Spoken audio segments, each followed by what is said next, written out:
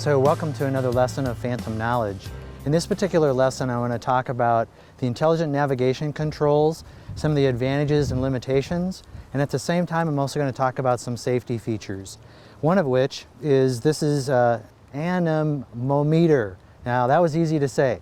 I don't know why they came up with Anemometer. Why couldn't they just, call it something like a wind meter? But that's what it does. It measures wind speed.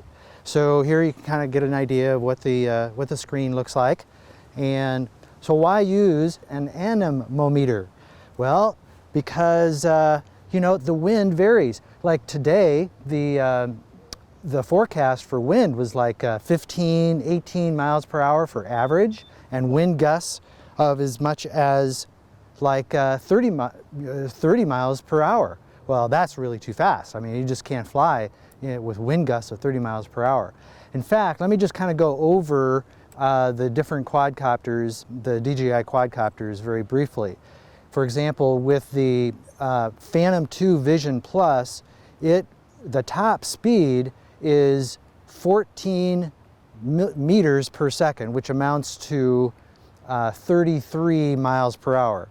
And with the Phantom 3, which is what I have here, you're looking at 15 meters per second or 35 miles per hour. With the Inspire 1, you're looking at 22 meters per second or 49 miles per hour. So that's top speed. That's when everything's working well, working great.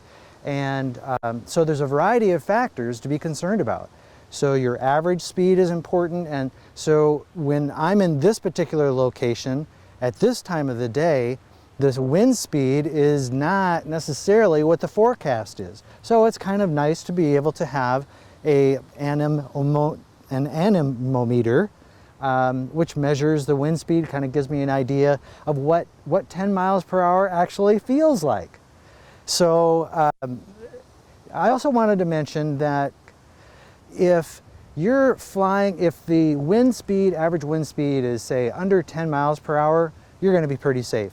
If it's under 20 miles per hour, between 10 and 20, well, it's going to be more of a concern because wind becomes more of a factor. You can have gusts that can blow the aircraft into an obstacle or into a tree.